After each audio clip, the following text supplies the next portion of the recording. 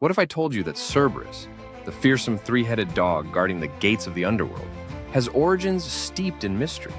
Legend has it that he was born from the monstrous Echidna and Typhon, two of the most feared creatures in Greek mythology. Echidna, often called the mother of monsters, was half woman, half snake, while Typhon was a giant serpent with 100 dragon heads, known for his catastrophic wrath. Their union brought forth not just Cerberus, but a lineage of terror, including the Hydra and the Chimera. But what drove Cerberus to the shadowy realm of Hades?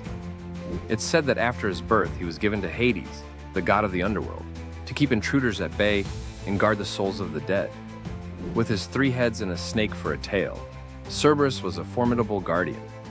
His fierce loyalty to Hades was legendary, and tales abound of brave souls who attempted to outsmart him. Perhaps the most intriguing story comes from the hero Heracles, who was tasked with capturing Cerberus as one of his 12 labors.